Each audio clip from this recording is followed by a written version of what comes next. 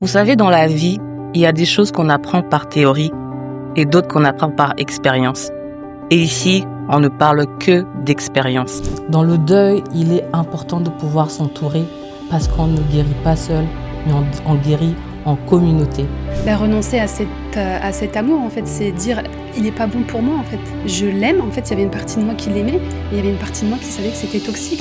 Donc en fait, c'est comme si tu t'arraches ton propre membre parce que tu sais qu'il est en train de te pourrir. Ne laisse pas les autres dicter qui tu es. Et ne laisse pas ta saison actuelle dicter qui tu es. Tu n'es pas sur cette terre pour rien. Et raccroche-toi vraiment à cette image dans les moments où tu perdras confiance en toi.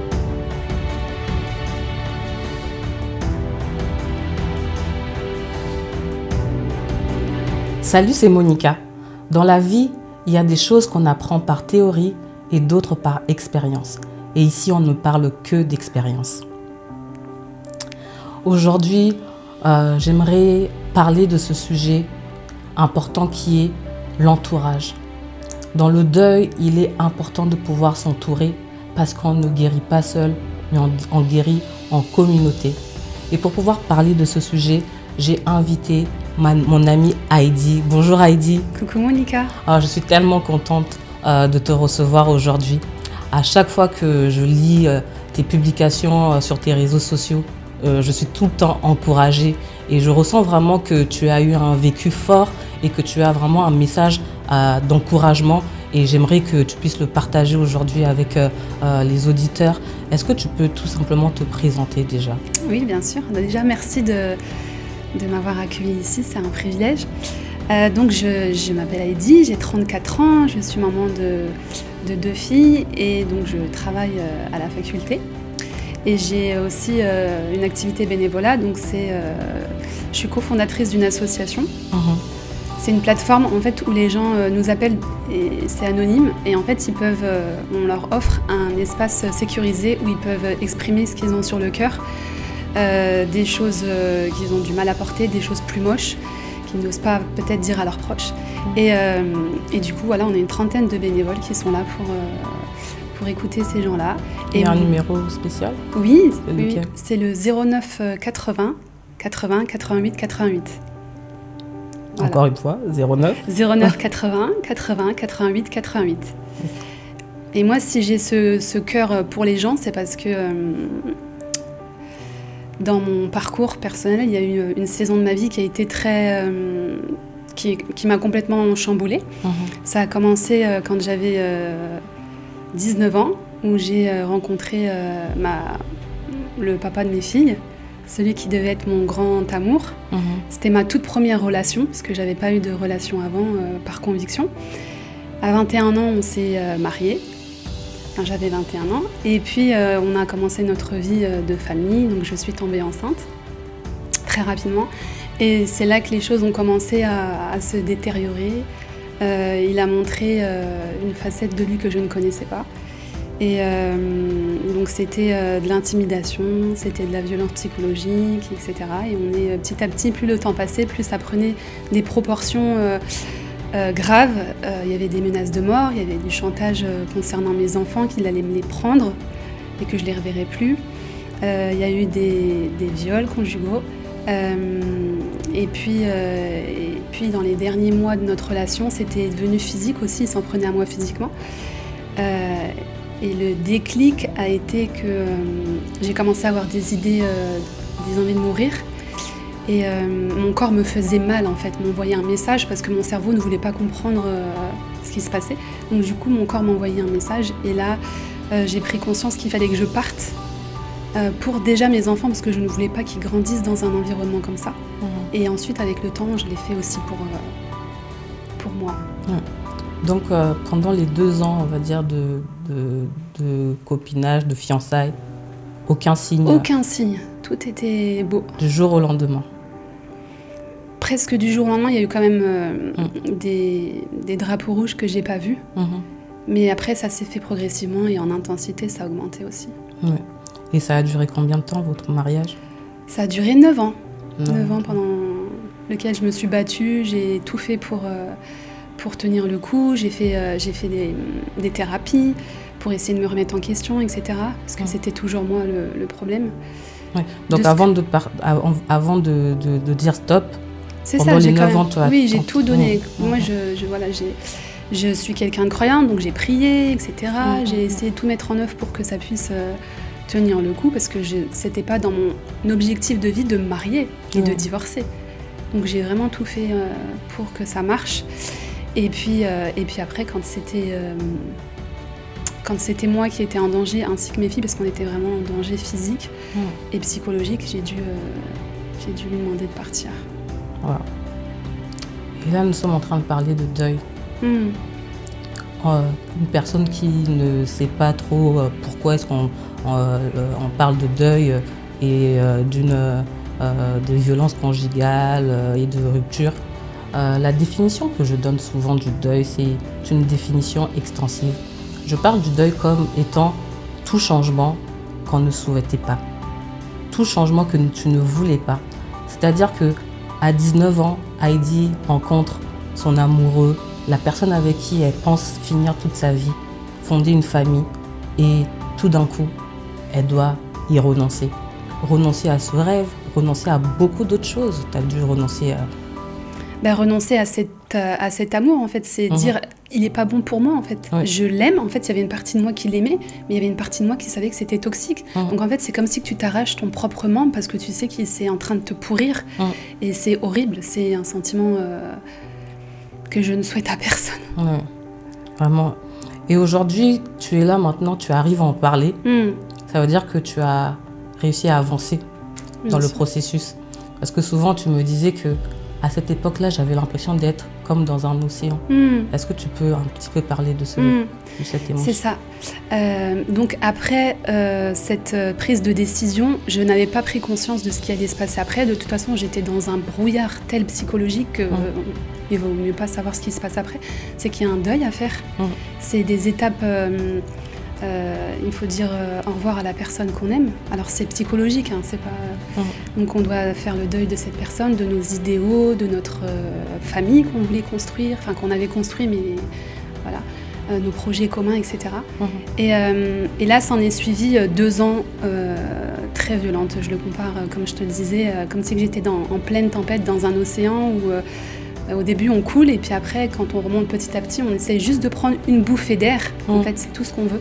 On cherche juste à garder la tête de l'eau et on se laisse porter par ce deuil, par les vagues. Il faut les laisser passer, en fait.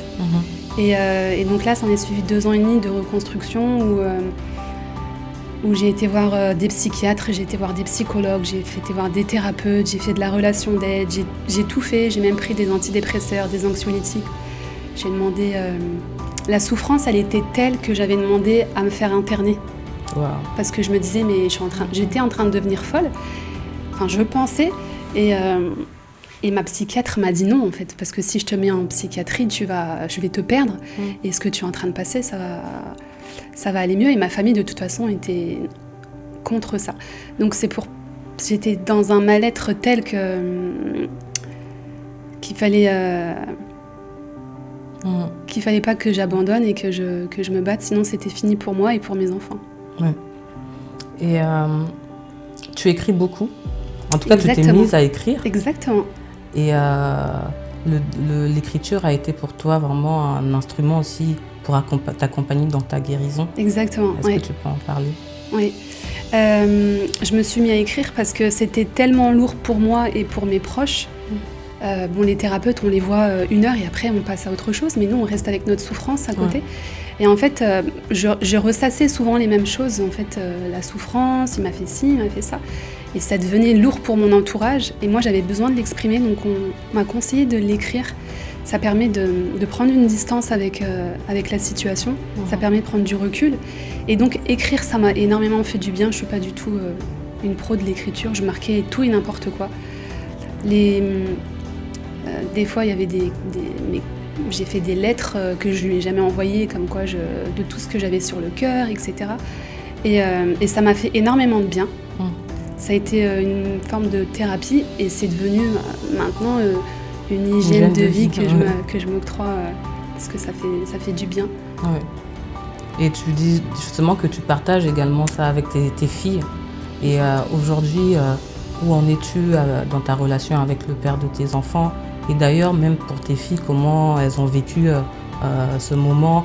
Parce qu'elles ont dû vivre deux deuils. Le deuil de la famille, le mariage de leurs parents, mais également le deuil de la maman qu'elles avaient. Parce que petit à petit, alors que tu passais par ce processus émotionnel, bah, c'était plus la maman qu'elles ont connue. Une maman qui est déprimée, une maman qui a des envies de suicide. Donc, elles ont dû vivre quelque part ce deuil-là aussi.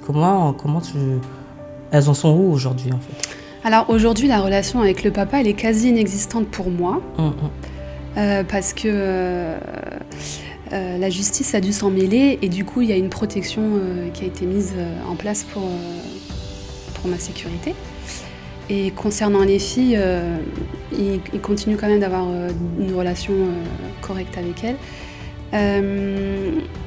Mes filles, il y en a une qui avait 7 ans à l'époque et une qui avait 4 ans. Et elles n'ont pas vécu du coup de la même façon. La grande, elle a très très très mal vécu, vraiment. Donc j'ai dû l'emmener voir un spécialiste.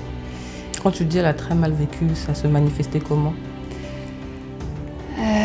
Elle m'en parlait beaucoup. Elle me disait beaucoup qu'elle était triste. Elle ne comprenait pas pourquoi. Il y avait beaucoup de questions sur le sujet. Ça ne se manifestait pas forcément chez elle par des cris ou un comportement qui a changé. C'était sa sœur qui, elle, étant plus petite, ne pouvant pas mettre des mots sur sa souffrance, l'a manifesté avec un comportement un peu plus dur. Elle, elle parlait beaucoup, etc. Et, voilà. Et donc, j'ai dû l'emmener voir un spécialiste pour qu'elle puisse exprimer sa souffrance. Et puis, je pense qu'il y a des saisons aussi où l'enfant... peut-être que maintenant, elles sont plutôt bien. Et peut-être que dans 5 ans, il y aura peut-être un moment qui fait un élément. Et puis là, on reprendra, il n'y a pas de souci. Je serai prête. Et moi, je leur tire vraiment mon chapeau parce qu'elles ont vu une maman violentée. Donc forcément, on s'éteint petit à petit. Elles ont vu une maman pendant 2 ans et demi qui s'est reconstruite. Mais j'étais absente, j'étais un zombie. J'étais peut-être présente, mais psychologiquement, affectueusement, on n'est pas là, en fait.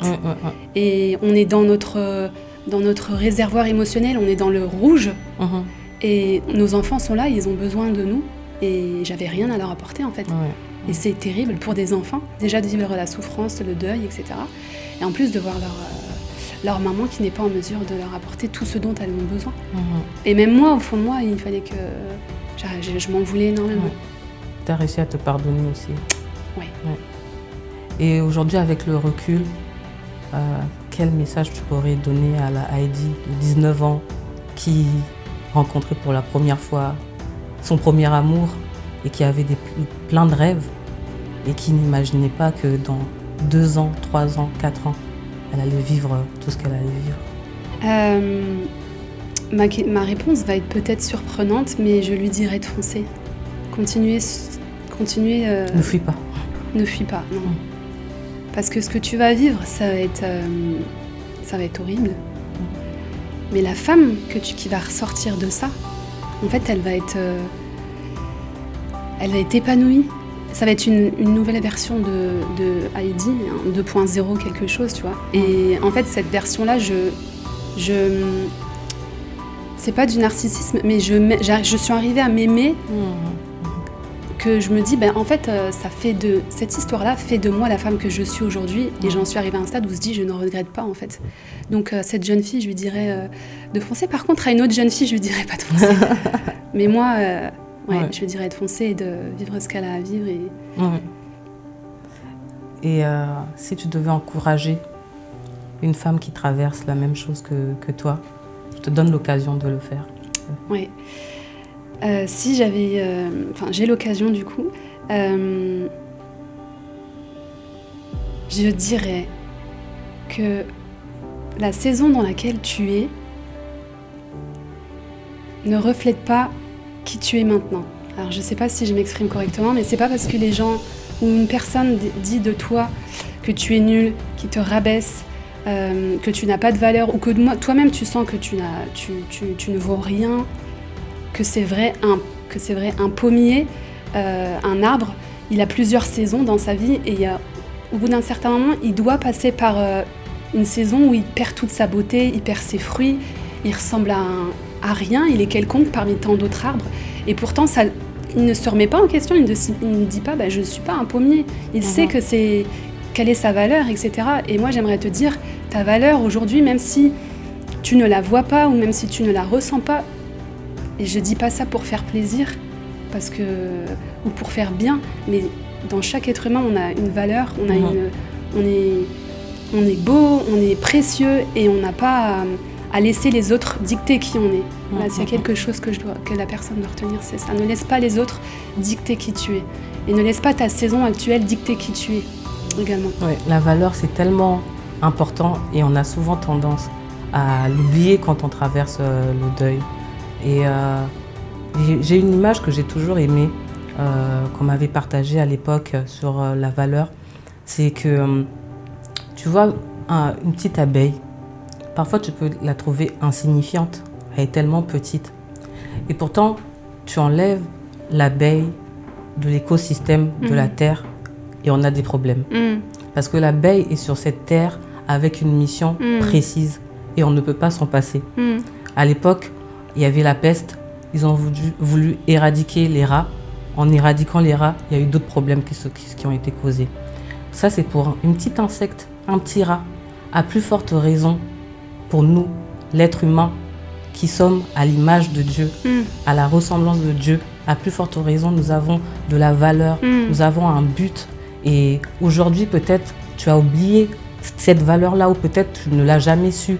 Et je voudrais te rappeler que tu n'es pas sur cette terre pour rien. Et raccroche-toi vraiment à cette image dans les moments où tu perdras confiance en toi. Et enfin, pour finir, tu as beaucoup parlé de la communauté. Tu étais entourée. Tu étais entourée de ta famille, tu étais entourée de professionnels, d'amis. Et comment tu as réussi à parler de ce sujet? Je pense qu'il y avait une part de honte au-dedans de toi. C'était difficile parfois d'en parler à tes proches. Et il y a une réalité dans le deuil qu'on rencontre malheureusement, c'est que parfois nos proches sont mal à l'aise avec notre chagrin. Là, ça a duré 9 ans. Tu t'imagines, tes proches pendant quasiment 9 ans doivent te gérer, toi et tes pensées peut-être parfois suicidaires, parfois de dépression. Et ils peuvent être mal à l'aise parce qu'ils sont désemparés, ils ne savent pas comment t'aider. Et on peut sentir, on le sent ce malaise. Et donc parfois dans le deuil, on peut ressentir comme si nos proches, nos amis deviennent comme des étrangers. Ils ne sont plus très disposés à nous écouter parce qu'ils ont besoin de retrouver la version de nous avant cette épreuve-là. Et donc on se retrouve parfois à trouver de l'aide ailleurs. Et des étrangers peuvent devenir comme la famille au final. Est-ce que tu as vécu ça aussi ou pour toi, ta famille a vraiment réussi à t'accompagner pendant cette saison? Effectivement, ma famille m'a accompagnée, mais comme tu dis, sur certaines choses, par exemple, quand on doit partager à ses parents qu'on a envie de se suicider, alors qu'on a 2 enfants, ou qu'on a été violé par cet homme, c'est difficile, il y a de la pudeur, tu vois, qui s'installe. Et du coup, en fait, ce que j'ai remarqué avec le recul, c'est que j'ai été chercher autour de moi, il y avait des gens, que ce soit des professionnels, mes parents, des amis. J'ai été chercher chez eux ce dont j'avais besoin. C'est-à-dire que mes parents, j'ai très vite compris, le premier réflexe, c'est d'aller les voir et d'aller leur en parler. Et j'ai très vite compris, en fait, que c'est pas qu'ils ne voulaient pas, c'est qu'ils ne pouvaient pas. Ils n'étaient pas équipés face à cette souffrance qui est juste lourde, horrible, tu vois. Et du coup, j'ai compris que eux, la seule chose qu'ils pouvaient faire pour moi, entre guillemets, c'était prier pour moi. Et parce que tes parents sont pasteurs. Mes parents sont pasteurs, oui. On est très pratiquants dans la famille. Enfin, très pratiquants. Et s'occuper de mes filles. Parce que comme j'étais l'ombre de moi-même, ma maman a pris une place aussi importante auprès de mes filles. Donc eux se sont chargés de cette partie-là. Ensuite, les professionnels, ils ont eu une version de moi la plus répugnante, voilà, dire tout ce qui me passait par la tête. Et mes amis les plus proches ont ont aussi joué un rôle dedans. Parce que, comme je t'ai dit tout à l'heure, les professionnels, si tu les vois 1 heure par semaine, et après, tu te retrouves face à ta souffrance. Donc, il y avait quand même des gens qui étaient très proches de moi, en qui j'avais confiance, parce que ça aussi, c'est un point que je veux soulever. C'est que dans ce moment-là où tu n'es plus toi-même, où tu es vulnérable, où tes curseurs d'équilibre sont plus équilibrés, voilà. Et tu peux avoir des gens qui sont mal intentionnés et qui se resservent de ça pour te faire du mal ou pour t'enfoncer encore plus, exactement, tu vois. Et tu aurais tendance à faire un petit peu confiance à n'importe qui parce que la première personne que tu vois, c'est comme une bouée, tu vois, tu prends l'air, etc. Et du coup, c'est hyper important d'être bien entouré. Et donc, moi, j'ai su, et je pense qu'on a cette capacité en chaque être humain de savoir chez qui est-ce qu'on peut trouver ce dont on a besoin pour se reconstruire. Il y a ce que tu dis, ce côté où tu peux du coup te confier aux mauvaises personnes parce que tu as envie de trouver quelqu'un, mais il y a l'autre côté aussi, se renfermer parce que tu as peur de tomber sur la même mauvaise personne, tu as peur de donner ta confiance et du coup tu te renfermes toi-même dans ta tristesse, dans ton chagrin. Et ça aussi c'est un autre extrême. Donc il y a l'extrême de parler à tout le monde et quitte à parler à la mauvaise personne. Il y a de l'autre côté l'extrême de ne pas du tout parler. Et il faut trouver un équilibre là-dedans. Merci beaucoup Heidi en tout cas d'avoir partagé ce temps avec moi. Avec plaisir. Ton histoire est vraiment touchante et je te félicite d'avoir choisi de faire choisir une version de toi qui n'a pas été amère, une version de toi qui allait rester dans cette dépression, mais que intentionnellement tu as fait le pas de guérir parce que tu voulais te raccrocher encore à ta vie pour toi, mais pour tes enfants également. Et je pense que plusieurs d'entre vous, vous reconnaissez certainement dans l'histoire d'Heidi. Et si vous avez envie de partager votre histoire, vous pouvez me la partager. Je serais vraiment intéressée de l'entendre. Vous pouvez la partager par commentaire ou par privé, en privé, en me contactant sur Instagram, zoebymonica.com.